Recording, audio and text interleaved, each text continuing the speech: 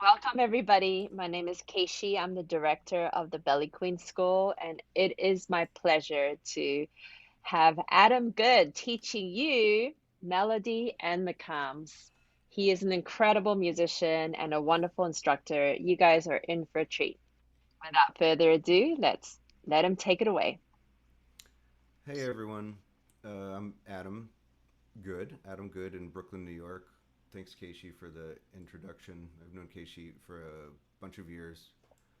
Um, I've been teaching this class for the program that she runs, and not sure how much she's spoken about it prior to this, but the idea is that in this music that we're all interested in and fascinated by, that being the music of the Middle East and Turkey and Greece and the Balkans, we have a special kind of a musical arrangement that we refer to as makam.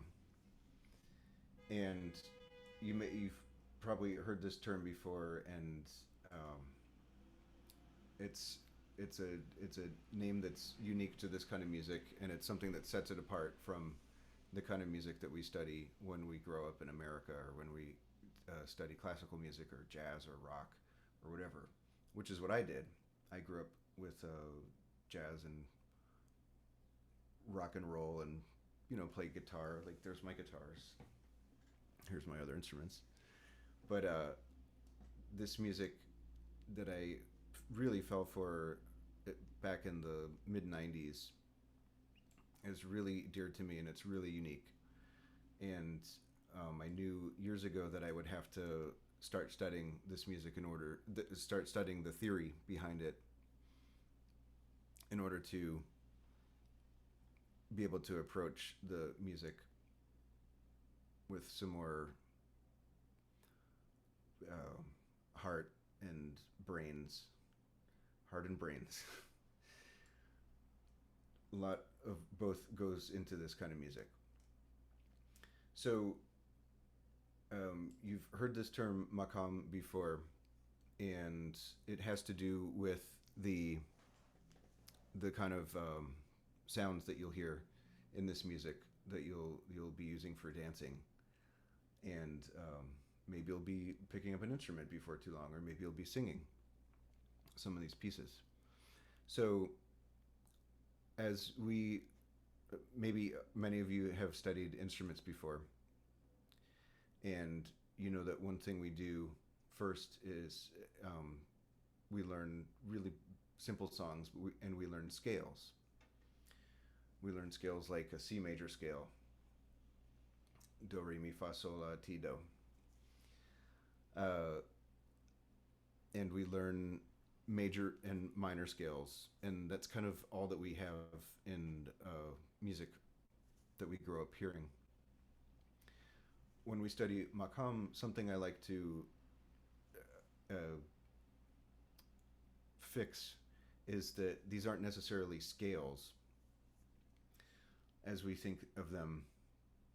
And I like to think of this is something I'm stressing more and more lately, that rather than being like a scale that you learn that goes up and goes back down, we have phrases, and they're short, and we have many of them in this music. I study Turkish music, by the way. That's kind of my go-to.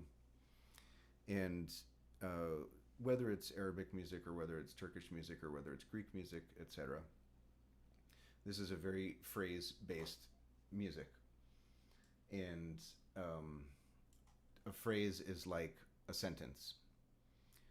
And what we can do with these sentences is kind of rearrange the pitches. And I'm gonna play something right away, right off the bat. And this is an oud, in case you don't know. This is a Turkish instrument. We have it in Middle Eastern music as well. Oud. And the first The first makam that we learn is known as rast. And again, rather than being a scale, rather than being something like this,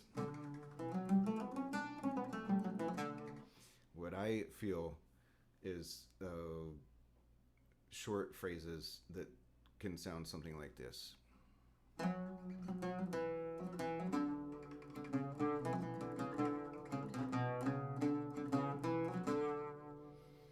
Okay, this is rast. This gives the feeling of rast. It gives, I like to use the word feeling and I like to use the word atmosphere. So think of there being clouds of rust around you.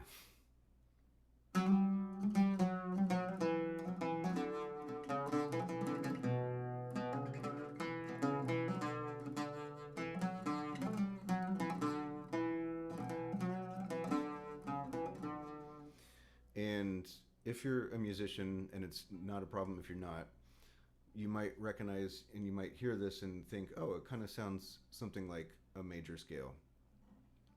And this is something to the very important thing to do when we're learning new makams is to kind of be able to relate them to something else. So rast is similar to a major scale.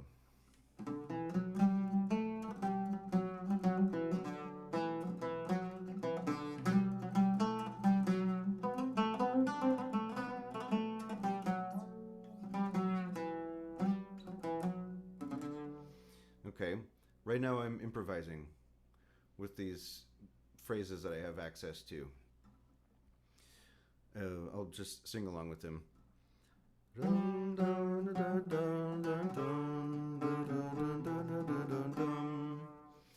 Feel free to echo me what I'm doing.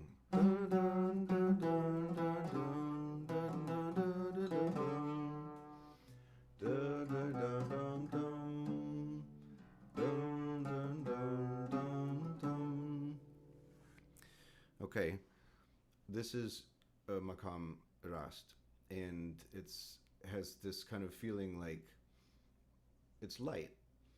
It's maybe it for me it kind of welcomes in. It's an inviting makam. It's maybe not like a nighttime makam. Maybe it's a little sunrisey.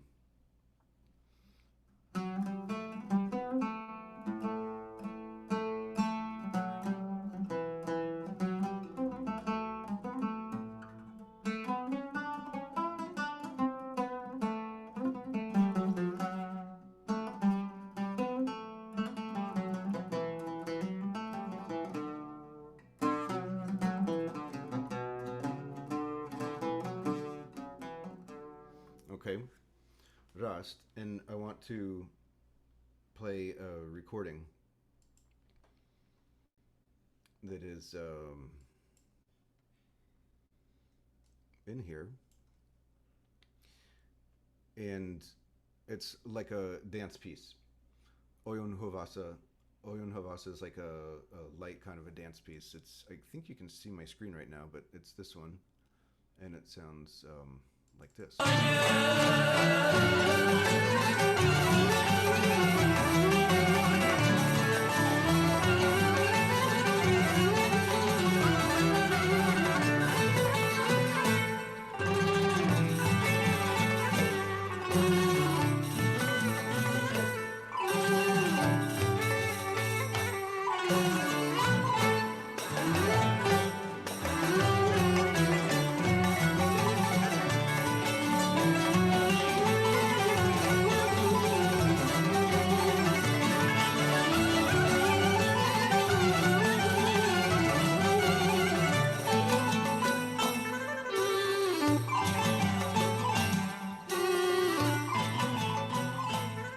Here's my slick fade.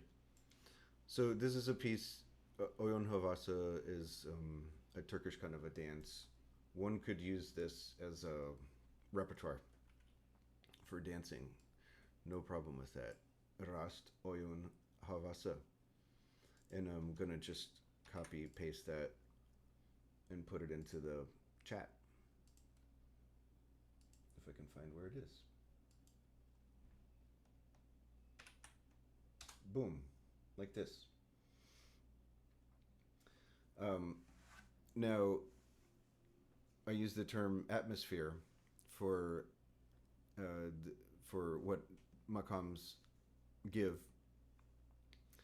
and let's compare it to a different maqam, which isn't terribly far away.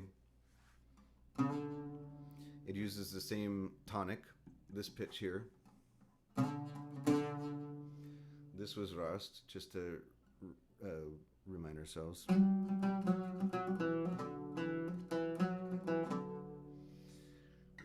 The other maqam we're going to look at is Nihavent, and immediately you're going to hear a difference.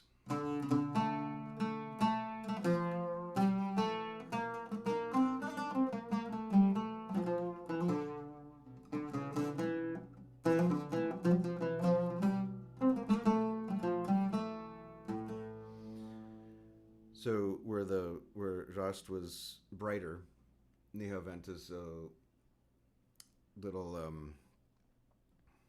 like we use for minor and major, happy versus sad. So it's a little.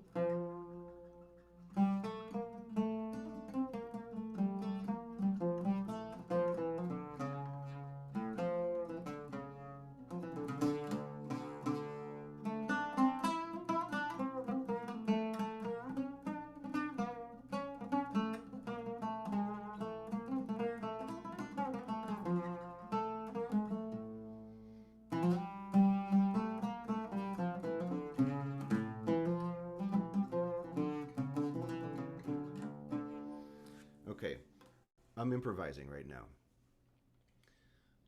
Let me show you this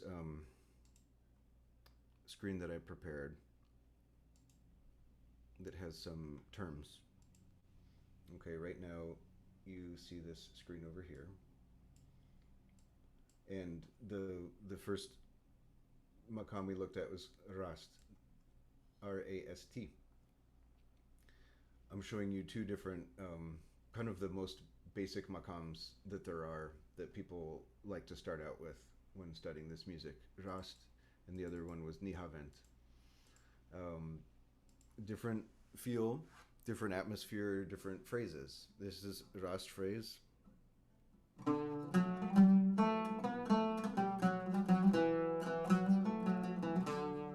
This is like Nihavent.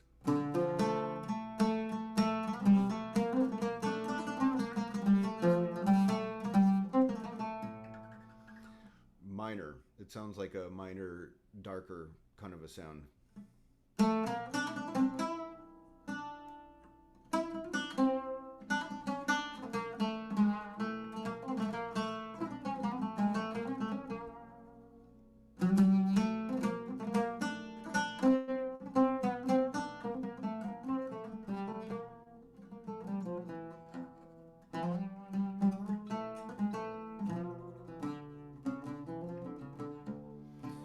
There's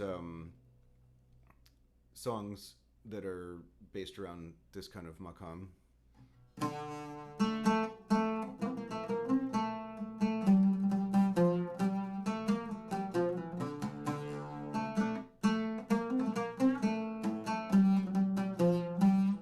This is Uskudar, which you might be familiar with as a dancer. Uh, Bir Demet Yasemin is another, I call it a New York hit.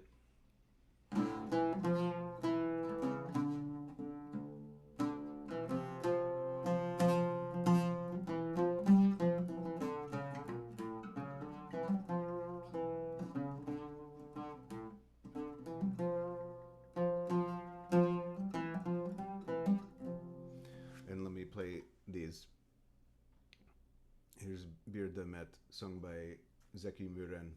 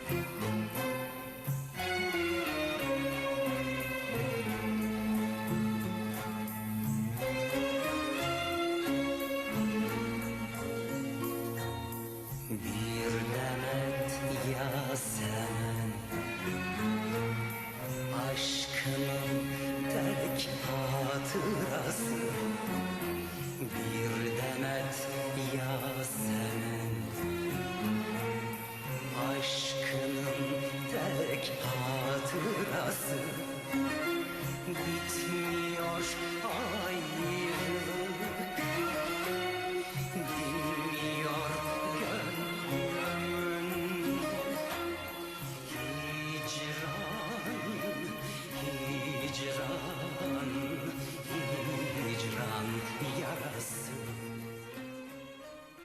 Fancy fade out. So that's Zeki Müren singing Bir Demet. It's very Nihavent. It's very popular. Everyone knows this song in Turkey, and probably everyone can sing it over there as well. Kyomi has a question, and please do feel free to ask questions along the way. I just happened to catch it in the chat. Um, Kyomi asked, "Are Nihavent with a D and Nihavent with a T the same thing, or at least similar?" And you dance to Nihavent Longa. So there's plenty of spelling discrepancies, even within Turkey, and between. The last song was called Bir Demet Yasemin. I'm gonna put that in the chat. So between Arabic musicians and Turkish musicians, there's going to be spelling discrepancies in how you spell Nihavent. In fact, uh, my favorite spelling Kyomi is with a D, Nihavent. In Arabic music, they'll always absolutely call it Nahawand. These are in the. I dropped this into the chat thing. So when you see these, um, or even yeah, sure. If you see Nihavent, it's just with the D. It's the most common. It's what I use, and I'm not the police out to bust anyone for spelling it in a kind of a different way. 100 um, 100 years ago, they were just starting to spell these things with Latin characters. You know, before they in Turkey they would have written it with Arabic characters like script. And the these spellings you'll find them, and let's go with this idea that if it looks very similar, then it is the same. So if you see Nihavent with a T and Nihavent with a D, same thing, just different spelling. If you see like Hijaz with a C versus J, no problem. Somebody's just spelling it differently. There are standards, but yeah.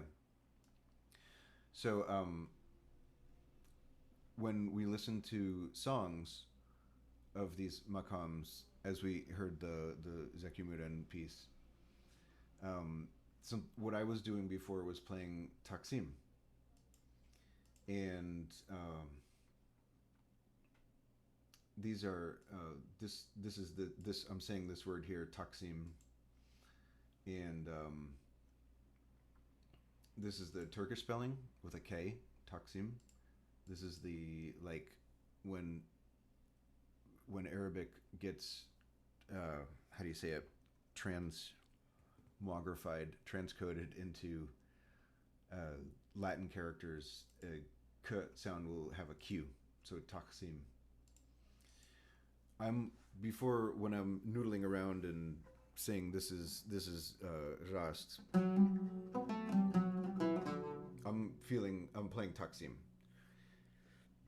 Taksim is you could think of it like an improvisation that's based on makam and follows the phrase expressions that very similar to what we hear in songs. So if I were to play some kind of an improvisation before Bir Demet happens, I could play something like improvising around the melody.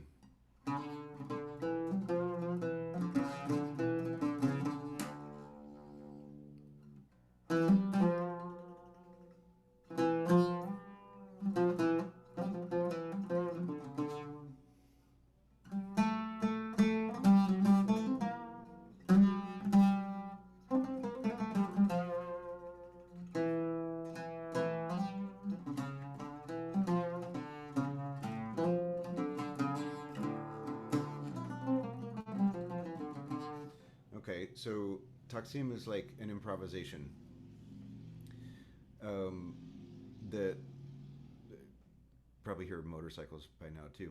Hope it's not too loud. Uh, this improvisation isn't just like running up and down scales. It's using phrases that we find in songs, and you can invent your own phrases as well. But typically, we like to retain that atmosphere of Nihavent. So we find melodies that we can grab from songs or get inspired by. Um, the the Nihavent Longo was mentioned before.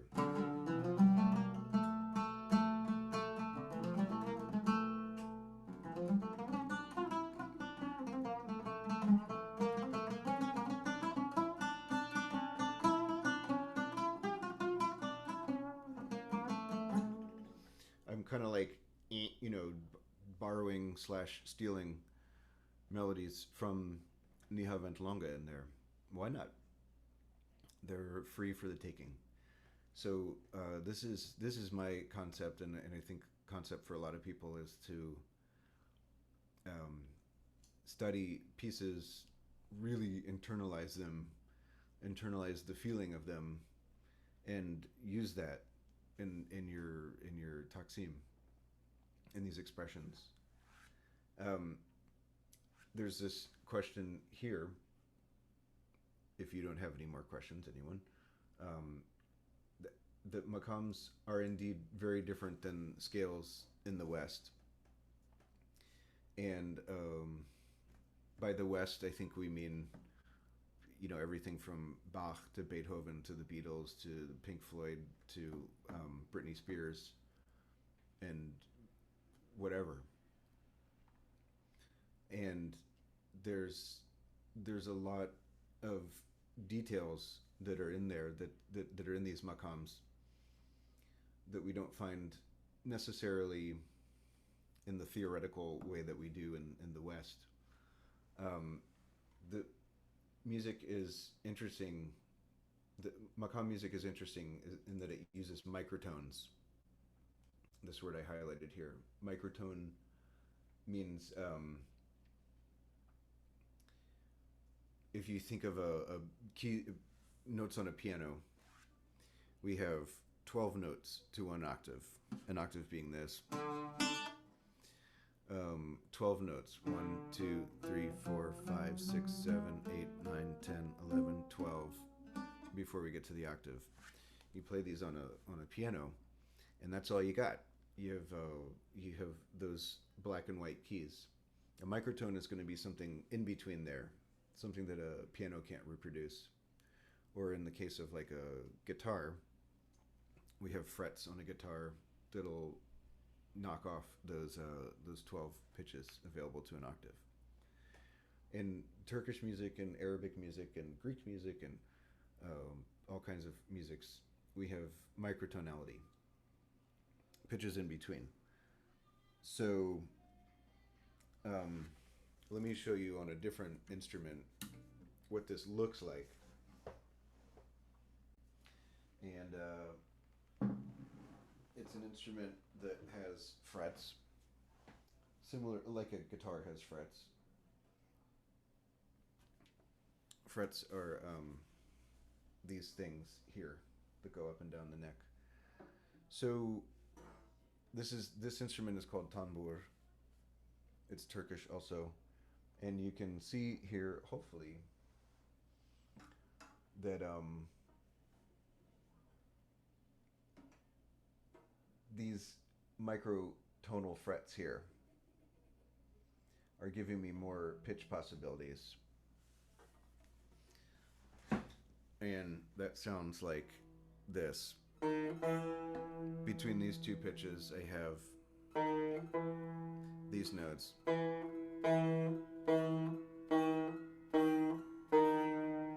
Like just barely much in between.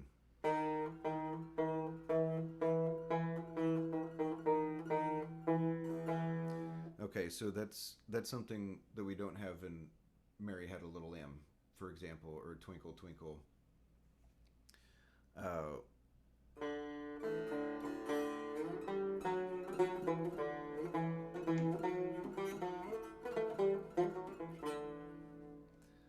uh, this is Rast. I'm still playing Rast because I love Rast. Can never get enough of Rast.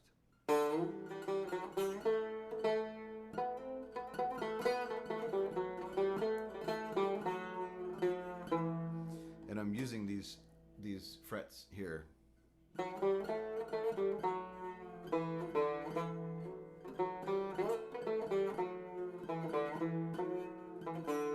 just by like gliding along them, or I'll use them even more to my advantage.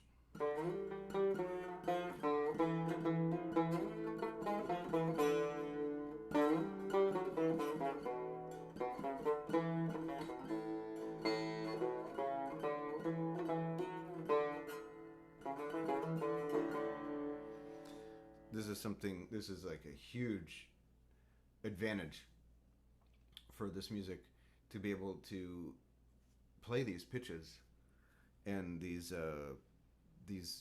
little subtleties.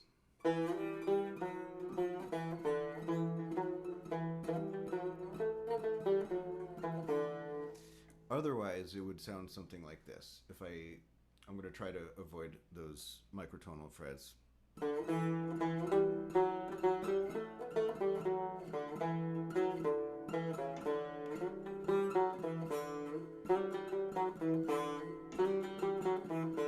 As opposed to what I really want to express is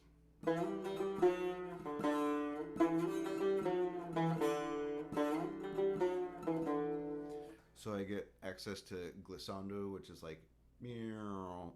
I can like bend pitches like this. Adam, can you Yes. remove your document so you take up the whole screen, please? Yeah, I'll take up more screen real estate. Yeah. Thank you. Sure. You can see the frets probably better now.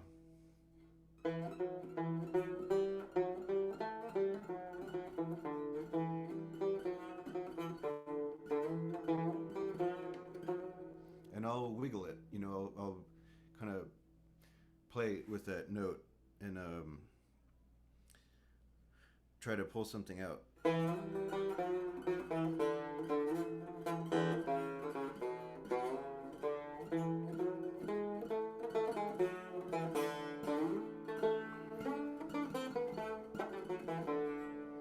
Okay, and that's a huge difference in what can be done with these instruments. I'll show you another example of a different instrument. So this is tanbur. It's a rare instrument, and you will never find it in dance music. Like you just won't. And you can hardly find it in America. There's not a lot of people that play it over here. But something you do see a bit of, oops, is kanun.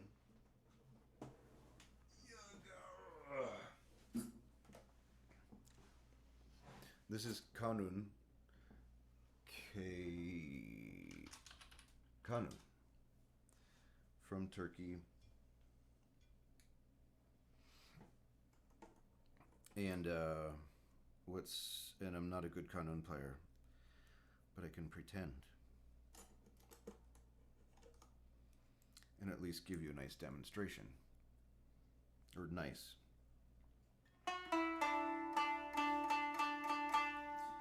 Tons of strings going like up and down like this. It's harp like, or like a zither if you ever heard of that instrument. Yes, Keishi, I have too many instruments. And tune it to a scale, so or an atmosphere. And this is now set to Rast. One string after the next is going to be the next step of the scale.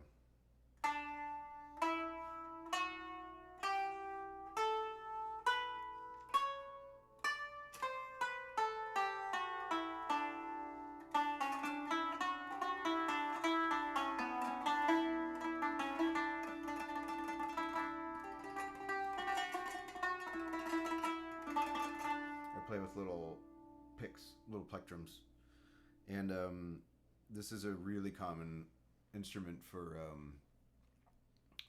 Turkish music and for dancing, absolutely, but also kind of rare to find it in America. So it's a microtonal instrument like this.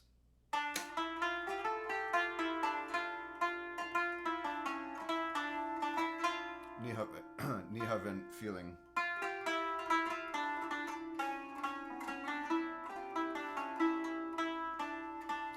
Over here are these little levers, like the frets on the tanbur. I can kind of click them one at a time and go from, at the flick of a switch, from Nihavent to Rast. Nihavent, start adding pitches.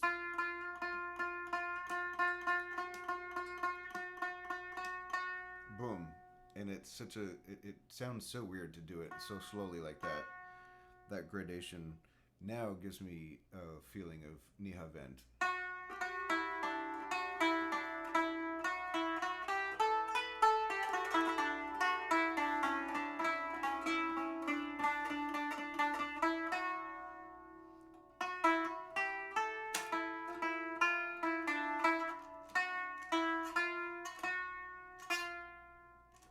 That's one string.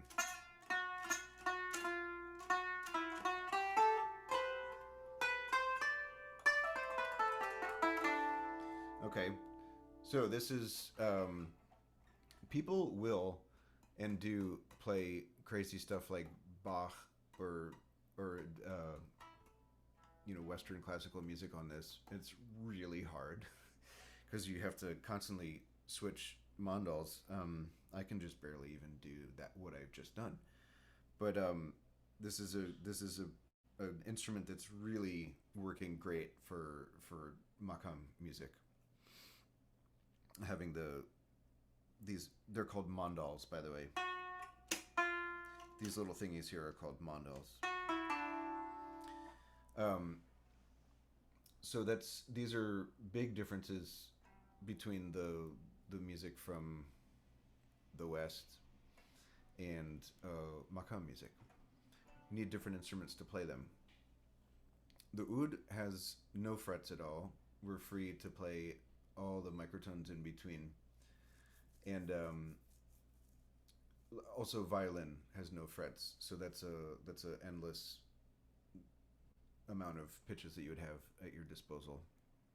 More so than these even, since nothing is fixed. Um, the other part that another difference between let me get back to that screen. We're looking for differences between makam music and Keishi, do you see that document again? It's hard for me to tell. Yes, Okay, yes. good, thank you. Um, Intervals are unique. We have an interval is like a distance between two pitches. So right there, that's an interval. This is an interval. So any like distance between two pitches, you can say that's an interval. And the music from Turkey, Greece, Middle East, Egypt, Morocco, all over the place has some makams, some sounds, some atmospheres that are really different from what we have here. They'll occasionally pop up. So uh, when you're growing up in Istanbul, for example, you'll hear these sounds daily because you're hearing the call to prayer from the mosques. And when you're growing up in America, I didn't hear them. The first thing that sounded close to it for me was something like this.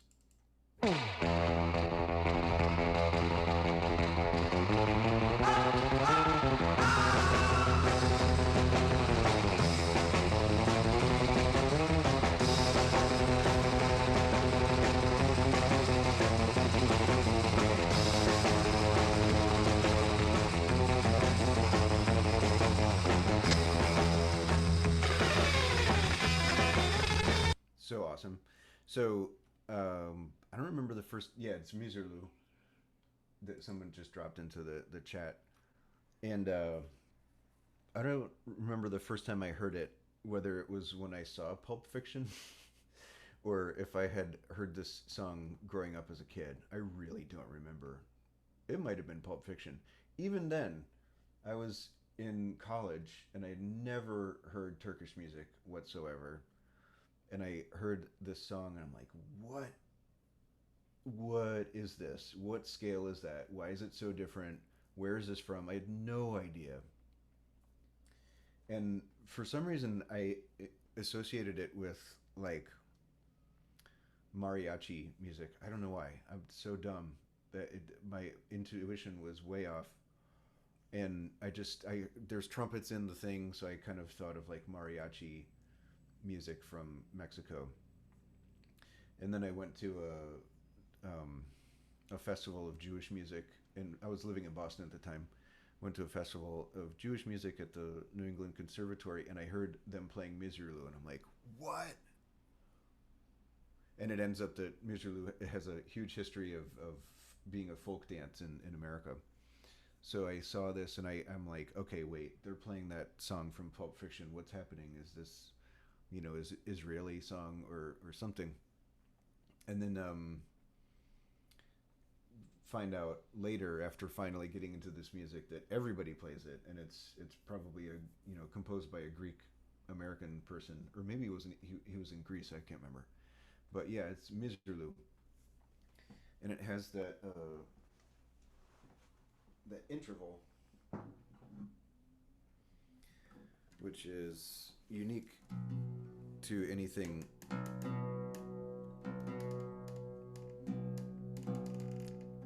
that we grow up hearing. Sorry for my tuning. I'll stop share. So back to the oud.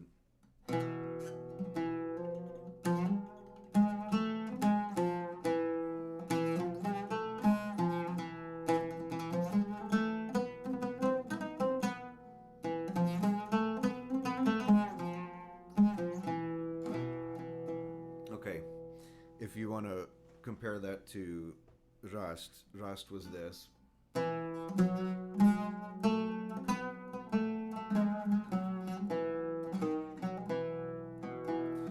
This is Hijaz, is the makam we're looking for.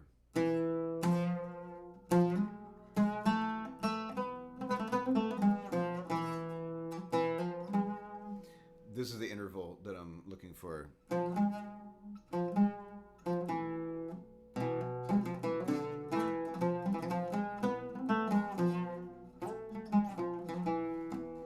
And this is a striking interval, actually, between, let's call this the first pitch of the kind of scale, second, third. So between the second and the third interval, there's this big jump. It doesn't exist in Bach or Beethoven or Mary Had a Little Lamb or whatever. Maybe the Beatles found it, but I don't think so. And this is a sound that's very. This is Hijaz makam, and I'm gonna write it in Turkish. You're gonna see it like this in the chat. HICAZ. He and a C sounds like j in Turkish. Hijaz.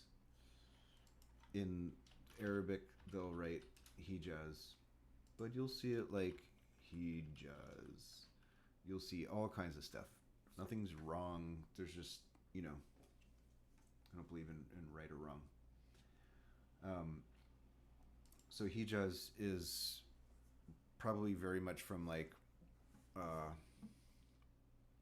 the big peninsula over there, and you immediately think of, you know, the desert or something really wide open and very very very much eastern.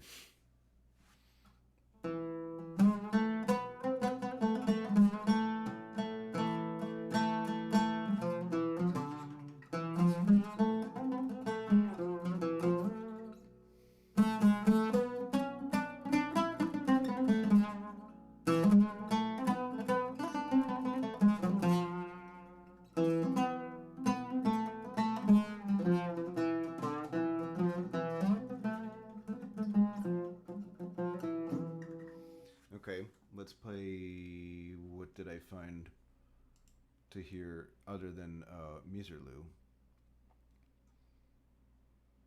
What did I find to play?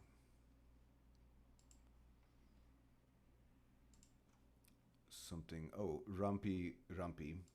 It's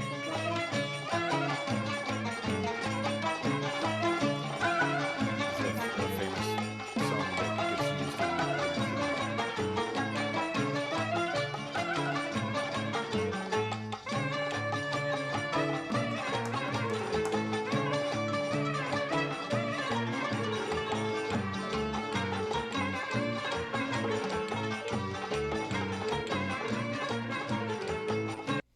Okay, sorry, it's different key.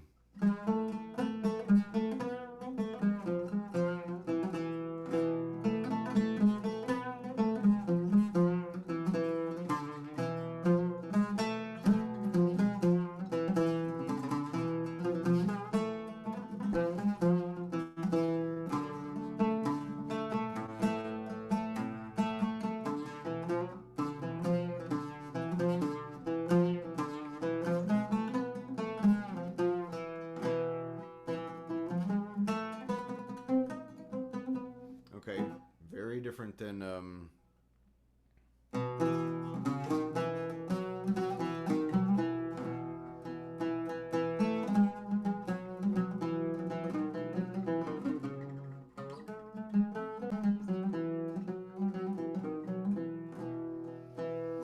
now you can kind of, now that you're getting more familiar with these different sounds, with these different makams, think, what does it feel for you if you're expressing yourself in dance, if you're doing free improvisation to Taksim like I'm playing?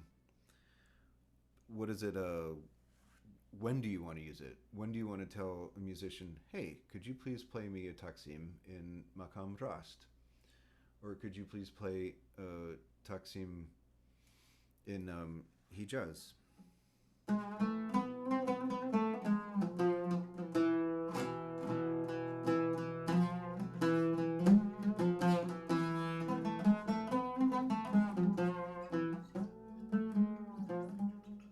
Like, I feel different when I play this versus my facial expression changes.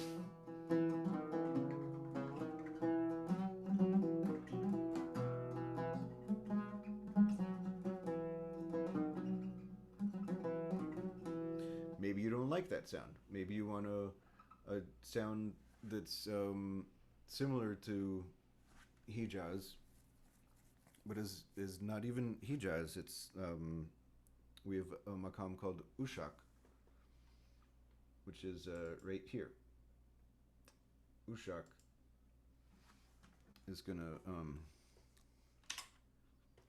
have Turkish characters. Oops.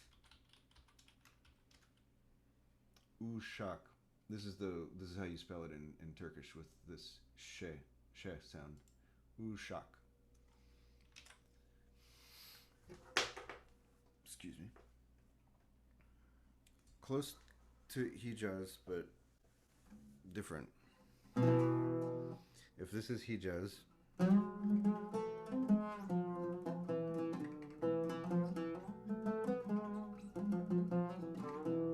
this is Ushak.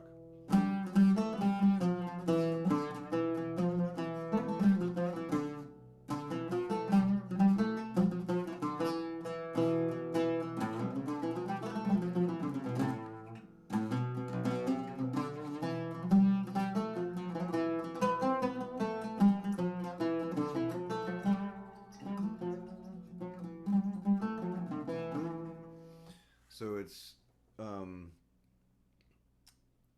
also kind of minor sounding, but different than Nihavent because we have a very dark interval here. Sorry.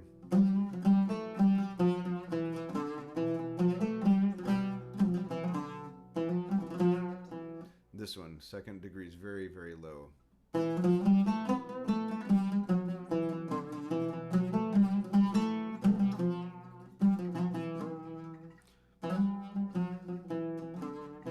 Very microtonal, as opposed to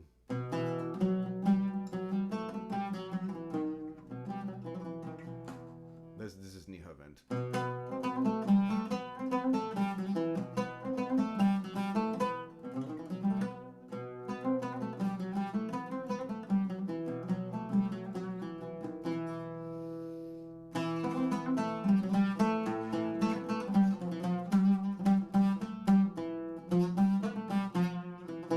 Ushak.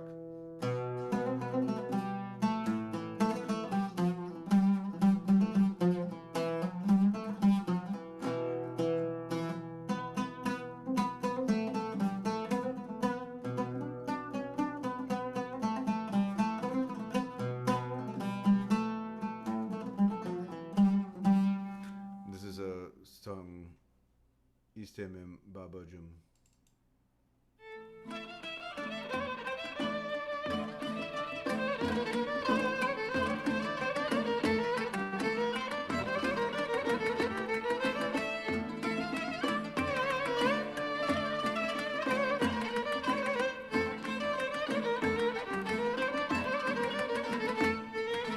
Kızım seni Ali'ye vereyim mi? Kızım seni Ali'ye vereyim mi? İstemem babacığım, istemem.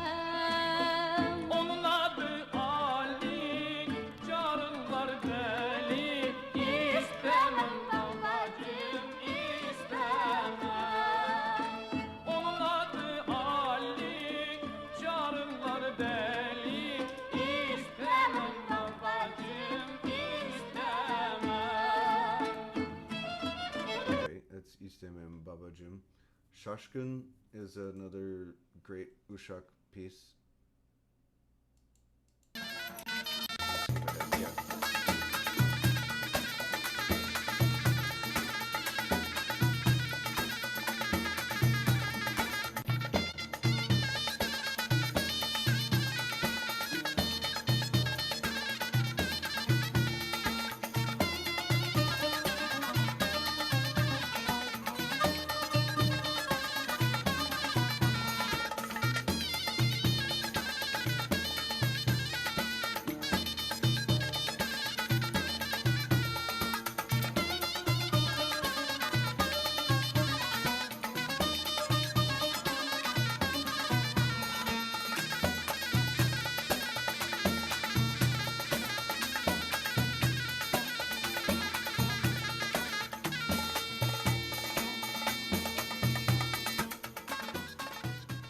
Etc. So probably you know this song, Shashkin. Possibly you've danced to it before. This is Ushak.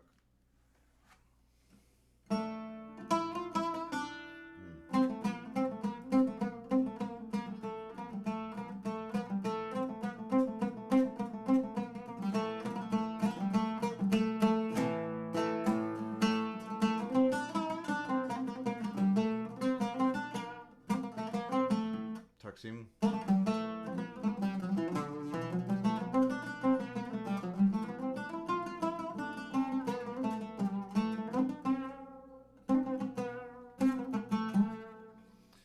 Okay, so we've heard four different makams.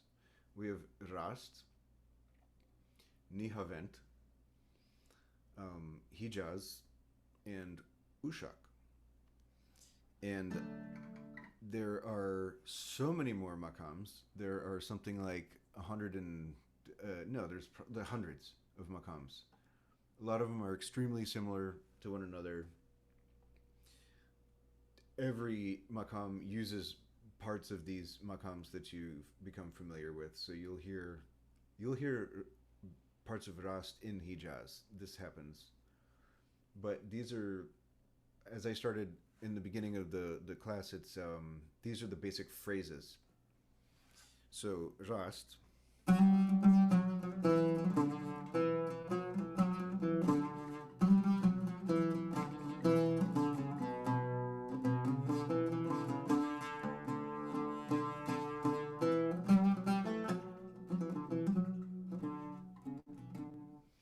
That's some Rast atmosphere for you.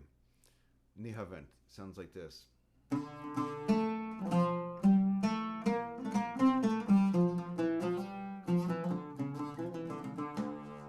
Very different to me.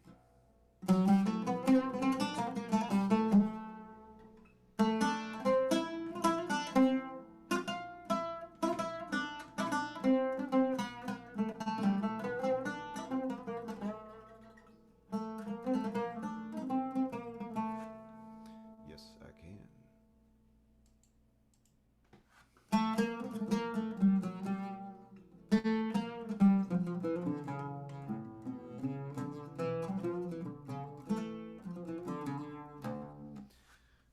That's Nihavent. Um, Hijaz.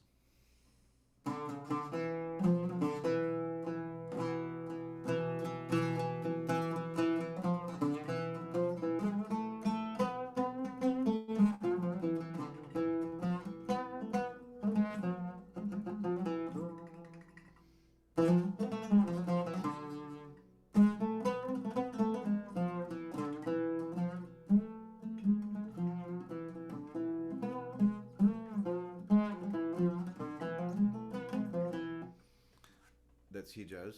And we have Ushak.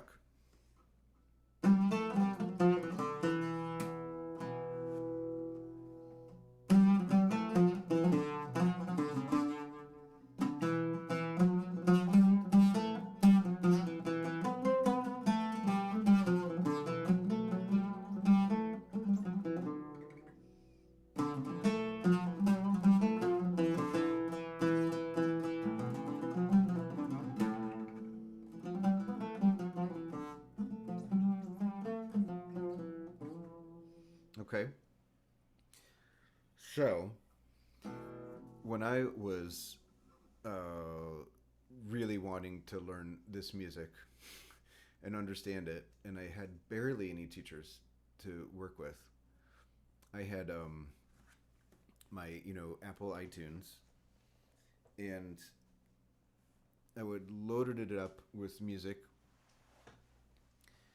Hopefully, the title of the track had the makam in it, like Rast, whatever, Rast Taksim, Rast Peshrev, Rast Oyon Havasa, and if it didn't, I would add the makam into it, and then I would like this is the ultimate nerd thing in the sorting field, or the search field, type in Rast, and then I get all of my pieces that are in Rast, and that's how I would do ear training stuff. Like ear training is just where you train your ear to hear things better. So I wanted to become more familiar with Rast. I just had all my Rast pieces, and I would play them over and over again in headphones while walking outside,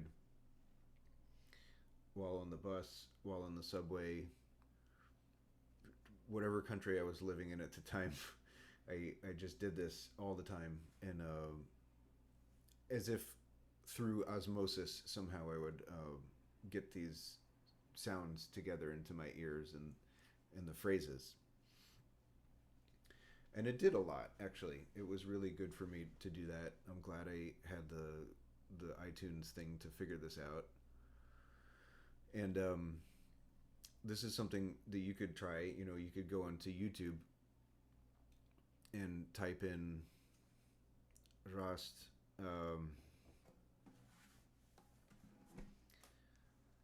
There's so many things you could do. You could type in Rast Taksim, except I'm in Turkish spelling right now. Sorry about that. Taksim or Rast Şarkı.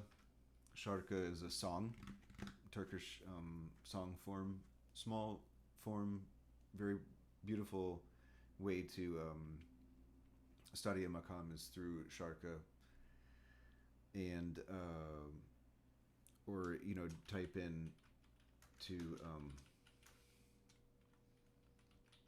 into YouTube Hijaz şarkı, and you're gonna get inundated with hits, meaning like results. So try any of these four makams. There's so much material there. There's these are probably the four most popular and common makams that you could have a listen to and a look at on YouTube or however else you could get your hands on them. And yeah, Keishi had mentioned that there's some documents to share later. I have some lists of, you know, a list of common Hijaz songs and common Rast and common whatever other makam I didn't mention, Nihavent, etc. And that's useful. And it also, those lists will have other makams as well. But at least with these four, you're very likely to run into them with the musicians that you might be working with. So I would love to ask if anyone has a question now. Please feel free. Otherwise, we're just going to do the quiz.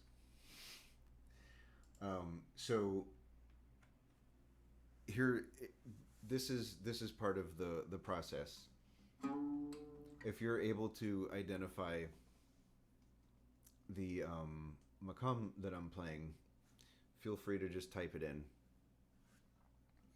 This has been a lot that we've looked at, but for example, the radio comes on and you hear something like this.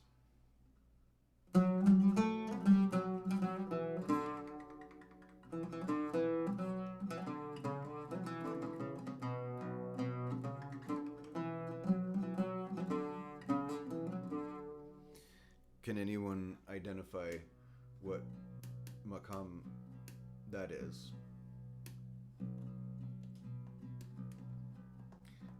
It's not Ushak, so now you have three other, and it's not Nihavent, so now you have two more, and it's not Hijaz.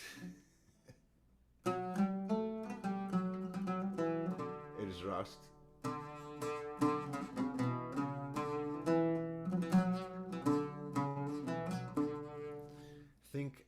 Find something, random guesses are, I love this. See if, while you're doing your ear training stuff, what associations can you make? Remember I said that maybe Rast isn't the most nighttime sounding thing, it's maybe like a sunrise.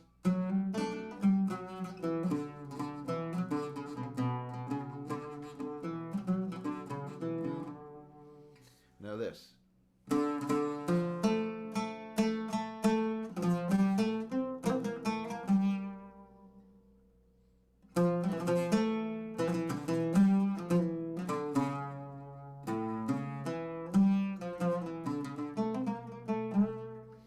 Any more other random guesses are awesome.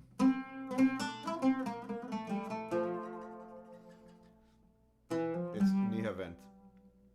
is correct.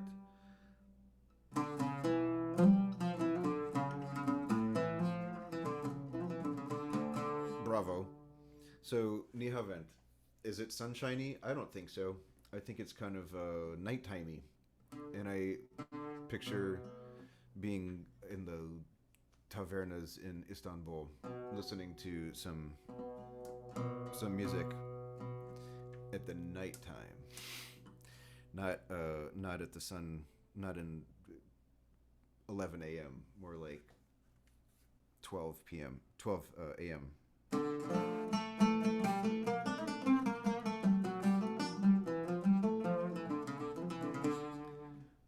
One more, and then I'll answer Marion's question. So,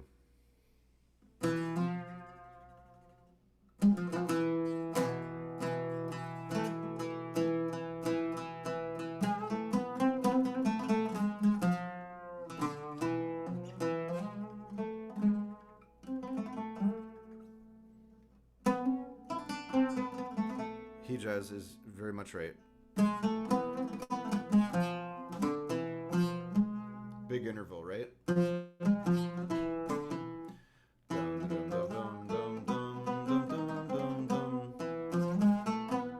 This interval is big. This is like as big a interval in a scale as you can get.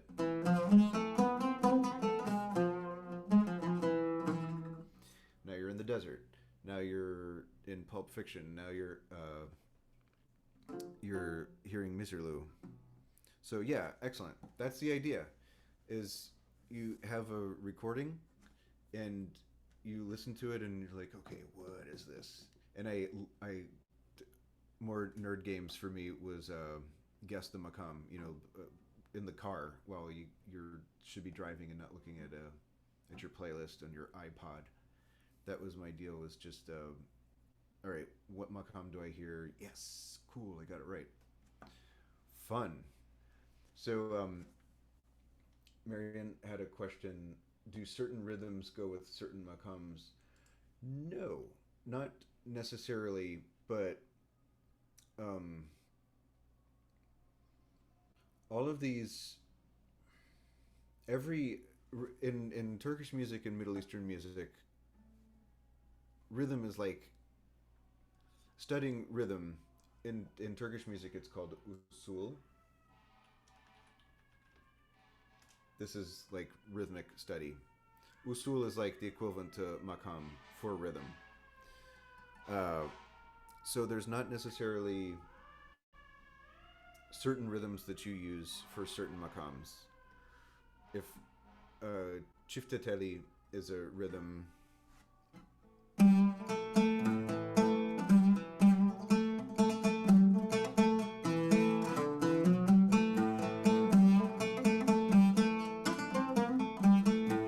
I'm playing Ushak here.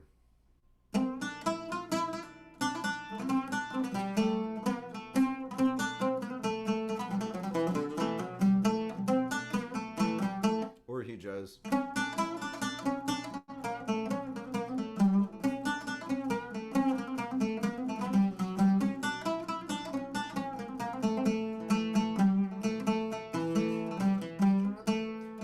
Or I can play Chifteteli for Rast. And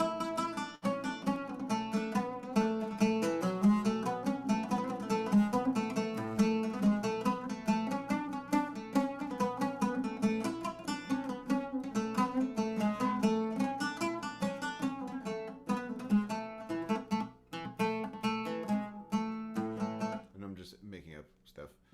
But right, so not necessarily the case that rhythms will be specific to makams or vice versa. Um, yeah, ear training is fun. And it's just going to be your pathway to becoming more familiar with these sounds and being able to identify. I think just makes us more wholesome and I think I mentioned this in these classes that communication between the dancers and the musicians is a really lovely thing. As a musician, if I play for dancers and I get looked at, I really appreciate it. And if we can talk and have some kind of like common ground as to okay, like what do we want to play together? And if I can get the suggestion for like a certain makam, this is awesome. I love it. I any day of the week I'll improvise on the moment what I feel like, pick some makam, and I'm really conscious about watching the dancer, making sure that it's appropriate and feels right. Um, but totally, if you can ask something of your musician, I think it's really the bomb. I love communication. So who else has a question? I can go a little bit more. I just can't see anyone. Where did everybody go? Oh, there you are. Gallery view. That changes everything. Hi, I have a question. This is Julie. Where's Julie? Hi, Julie. Hi. The visualizations you gave really helped, like the wide open space and the desert for For the hijaz, right? Hijaz. Mm-hmm. Yeah, and I'm trying to think of my own. I'm wondering if you have any more of your own, but from hearing the different Macombs, when I hear Ross and the daytime and nighttime, I think of like there's a story happening, like there's something being narrated kind of. Mm. And then with the uzak Ushak, yeah. ushak, to me it sounds like celebratory, like Mm. something is happening, like climactic or something like that. I'm wondering if those are like way off, or if you have any of your own that you could also share. I'm so limited with my descriptions of Makams. I remember Keishi 2 or 3 years ago um, almost had a similar question like what else could it be, let's get more words, and Keishi, you were really good at coming up with words, and yeah, it's something about my command of the English language is limited enough that I just think of like light, dark, night, day, sunrise, sunset. So I I really get a kick out of hearing what you come up with, Julie. So um, celebratory. I'm gonna have to think about that one. Here's Ushak. Let's see if it's in there.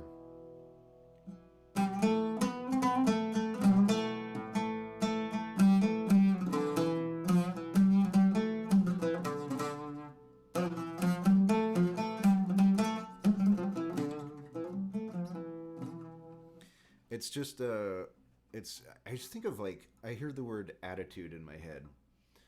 Um, when I had a moment several years ago where I, to be perfectly frank, got so stoned and listened to these two taksims from Grandmaster musician Nejdet Yashar, who plays the tanbur, the really long necked instrument. And I was by myself, and I was home, and I probably listened to it like 20 something times over and over again. Every time I heard it, it was just like, whoa, so unbelievable. And we're talking about like, one of the grandmasters. A grandmaster is the highest level that there is. It's rare to find a character like this. Just I understood Ushak from getting really wasted, not wasted, really really stoned, and just going into the thing, and I heard the attitude, and that's something I don't. That word is meaningless, I think, to you, but to me, it's like I understood the intention and the attitude behind it, and I failed to come up with descriptive words like I would use.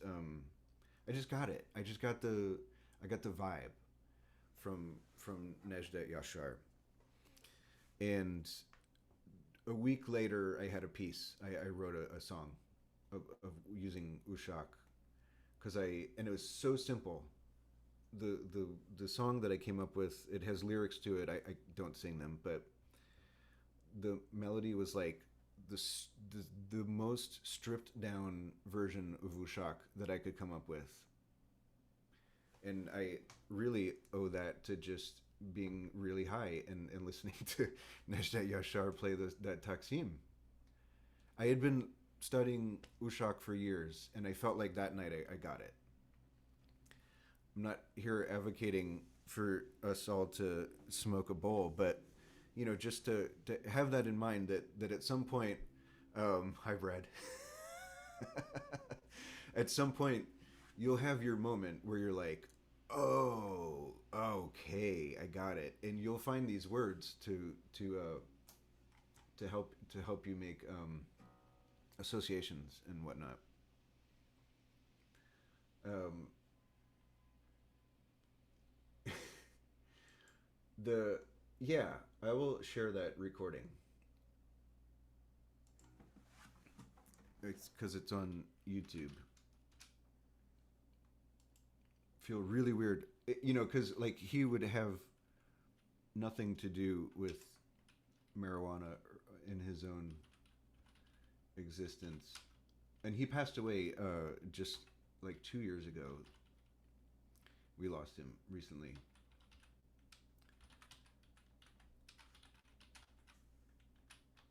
So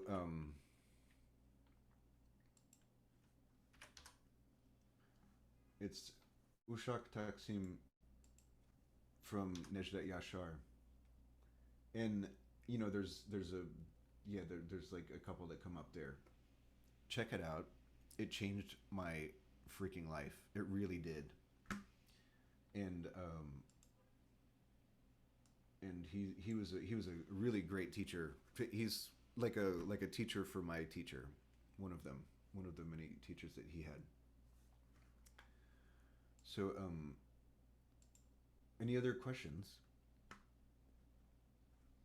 Happy to address anything. Um, Adam, how did you decide to become a musician? Um,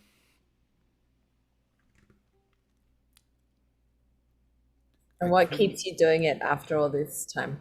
Well, what keeps me doing it is just momentum at this point, and really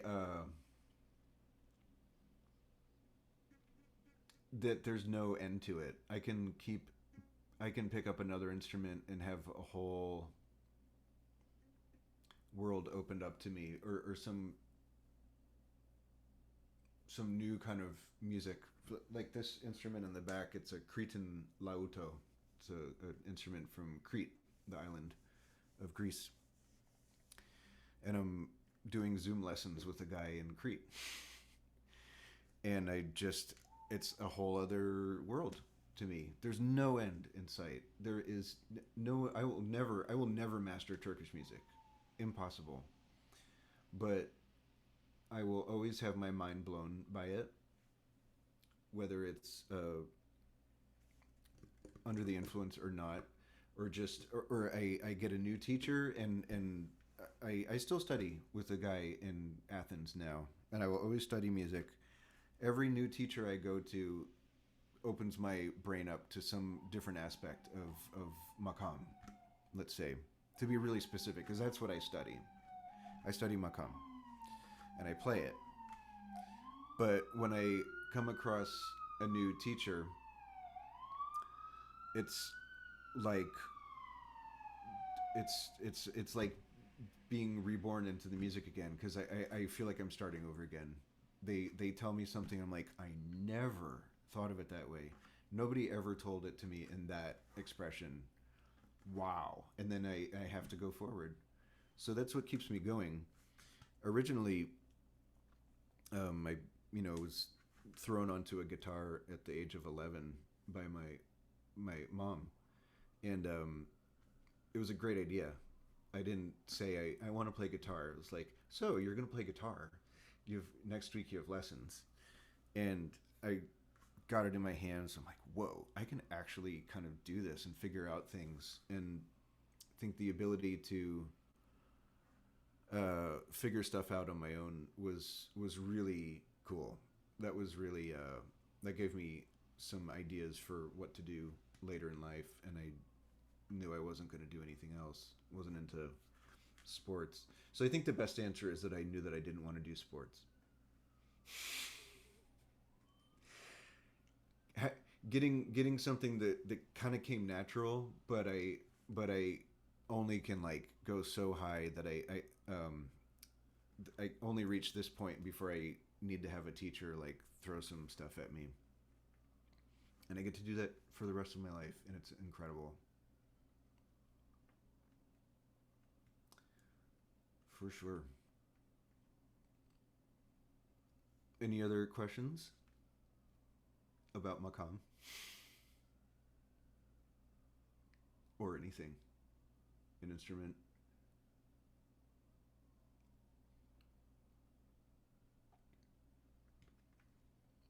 Casey, you have any questions? Julie? Angie, do you have a question? I see you typing. Yeah, I was typing, but what's your favorite instrument to play? My favorite instrument to play is the tanbur. I get a huge kick out of it. Let me show you one thing on it. First on the oud, lots of strings, right? And I can play melodies going across the strings. On tanbur, no such luck. We have to play on one string only. And although there's many strings on here, but we only play on this high pitched one. So I'm going up and down.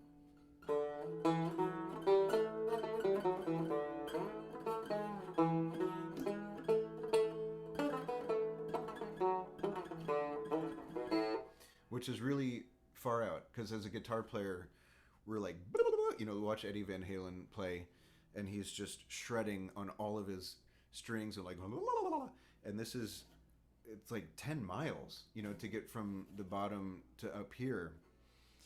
And I'm not interested in playing fast because I can't. I just don't have the right hands to play like Eddie Van Halen or something.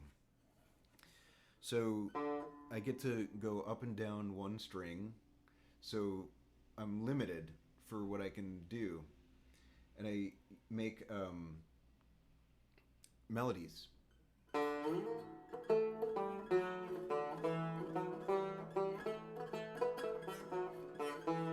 I'm terrified to sing, by the way. You'll never catch me singing a note or a word in public, and that may change. I have the rest of my life to have that change. So this is the closest thing that I found to like a voice to sing.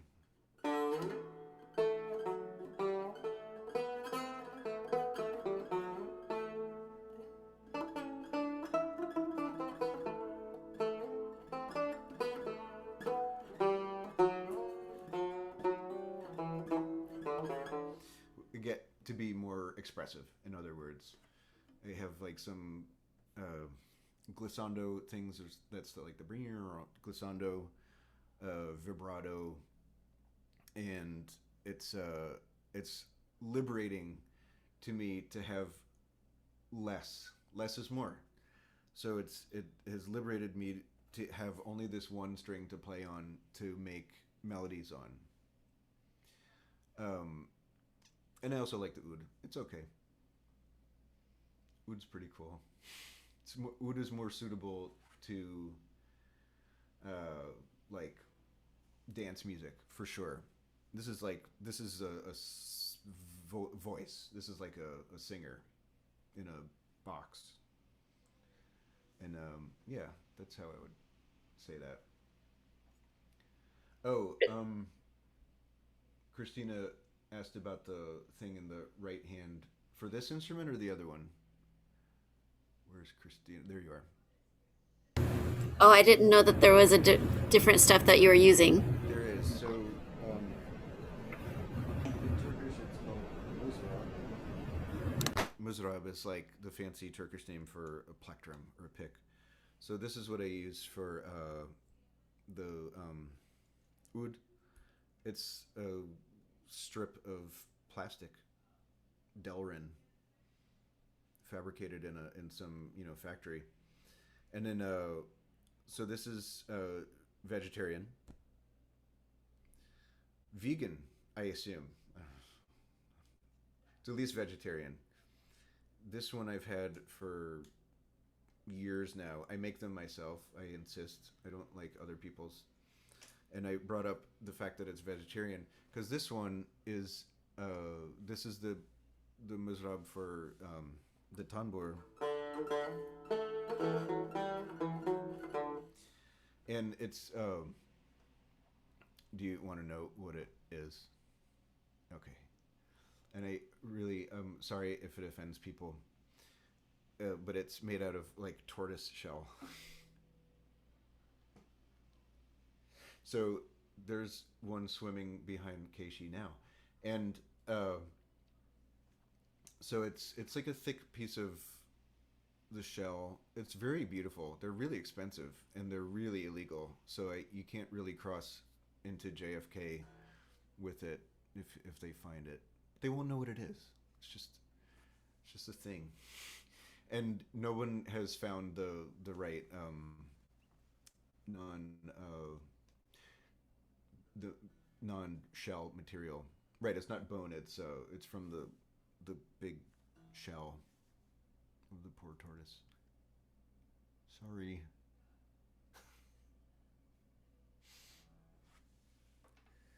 How long have you been playing the oud and the tambor? Oud I picked up while I started this whole different music trip in music of the Balkans, Eastern Europe, Bulgarian, Macedonian stuff, and it was kind of through that I picked up the oud, and that was in I want to say like 2000. Yeah, Oosh. Like 20 years ago, 21 years ago, and the tanbur I picked up around 2004 or 5, but didn't really hit it too hard.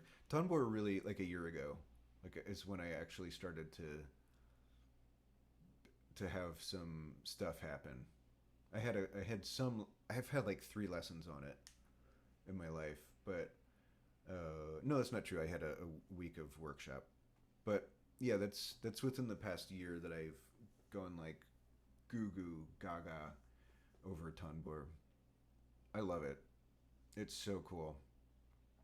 Oh man, when you find an instrument and you get it in your hands and it all of a sudden just like it starts playing itself, that's like a amazing feel.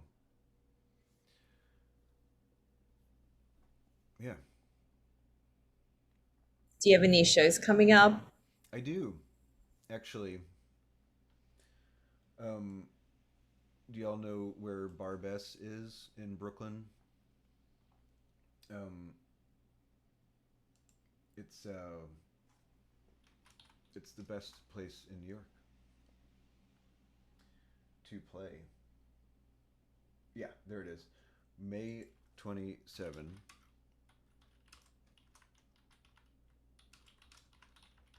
And I'm like Turkish charactering the heck out of this. Sorry, but you get it.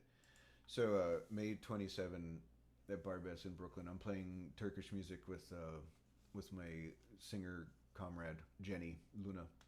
We have a trio called Dolunay that you can find our recordings online. Dolunay.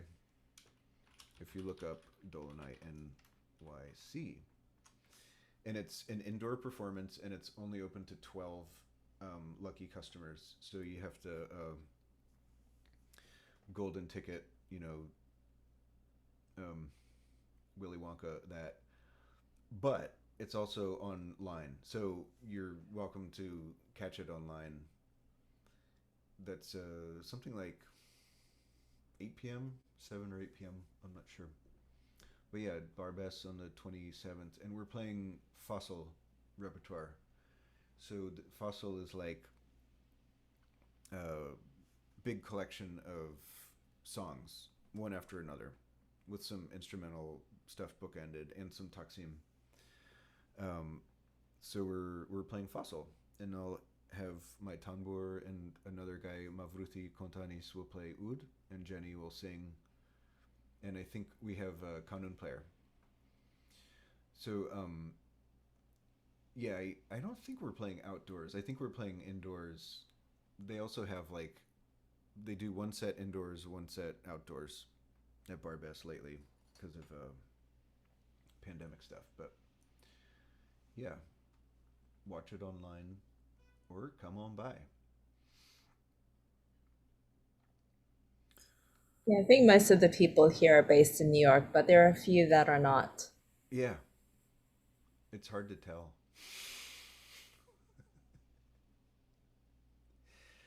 It's so I have workshops with people that are in Greece and California, and everyone's all over the place. I can't tell anymore. The world really shrunk in a really wonderful way. We played live music. I play live through the internet with friends in Boston. And one day we roped in our teacher in Athens, Greece. Like we're playing music at the same time. I can't do that in New York. This was amazing. You guys figured out how to get rid of the latency? Yeah, I mean we can't get rid of it completely, but it's something like 40 milliseconds of latency. So we play slower pieces, Pesherev and Satsumai. Nothing fast, but it's really been a treat to do that. I heard there was a piece of software, I think it's called Sonobus. Is that Yeah, what that's you one of them. We use SoundJack. There's maybe 4 or 5 competing remote music making things, and I just think SoundJack is the one that's working the best for us. I think we'll play actually um, June, although it would be on Zoom. Well, yeah, we'll play live on Zoom. We've done sets live on Zoom where we trade phrases. So somebody plays the first section, then I play the next section, then it goes like kind of round robin, and that's fun. That's interesting and an interesting experiment how to play remotely during this awkward time. But yeah, I think now we've got it to where we're playing live, and we're gonna do that over Zoom. Like I have to figure all that stuff out, all the technical side of it, but it should be cool. Well, thank you so much, Adam, for sharing your expertise, your passion today. Pleasure. Total pleasure to do that anytime. Yes. Thanks for having me. Thank you so much for coming, everybody. It's good to see everyone. I'm glad I finally hit gallery view and then actually saw faces. All I saw before was myself, not knowing what was on the other end. Yeah, StreamYard I've heard of too. All right, I'm gonna um, sign off. Keishi, thank you so much. It was fun. Thank you for all your questions. Um, we'll try to get the shared documents out. Yes, thank you for coming. And for the teacher trainees, we'll meet in 5 minutes. All right. So we'll meet back at 8:37. Cool. Thank you, Adam. Thank Bye. you guys. Bye bye.